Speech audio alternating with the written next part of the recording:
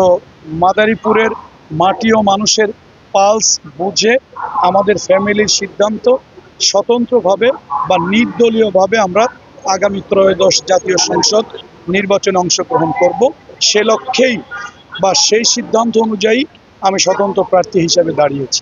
আল্লাহ তাআলা আমাকে বাংলাদেশের সব জেলায় থানায় আল্লাহ তাআলা আমাকে নেয়। আমি মিডিয়ার কারণে অথবা ধর্ম প্রচারের কারণে সভা সেমিনারের কারণে যাই। আমার কাছে মনে হয়েছে ৬৪ জেলার মধ্যে অনুন্নত দুটো জেলা হচ্ছে মাদারীপুর এবং শরীয়তপুর। এর মধ্যে রাজৌরের অবস্থা খুবই ভয়াবহ। আশেপাশের উপজেলায় যেই পরিমাণে অবকাঠামোগত উন্নয়ন হয়েছে তার ১০ ভাগের ১ ভাগ উন্নয়নের ছোঁয়াও মাদারীপুরের রাজৌর উপজেলায় লাগে নাই। তো আমি এই অবহেলিত জনপদের জন্য উন্নয়নের মতো কিছু করতে চাই এবং এই এলাকার মাটি ও মানুষের সেবায় নিজেকে নিয়োজিত করতে চাই, বেকার সমস্যার সমাধান করতে চাই এবং এখানে কোনো রাজনৈতিক প্রতিহিংসা মুক্ত ধর্ম বর্ণ, যেহেতু এখানের একটা বিশাল জনগোষ্ঠী হিন্দু বা সনাতনী, তো আমরা মুসলমান হিন্দু এই উপজেলার মধ্যে মিক্সড আছি।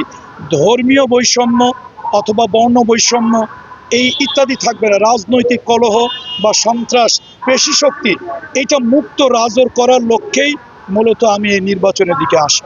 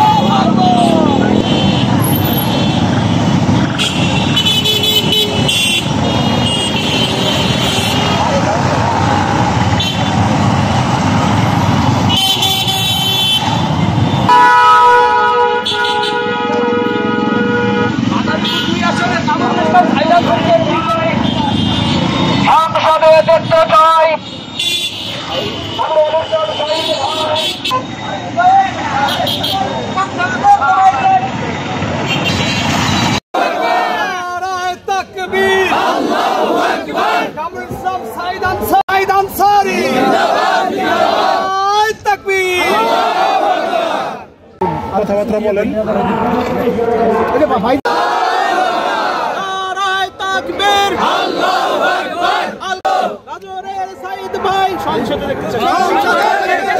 মাদারীপুরের সাইদ ভাই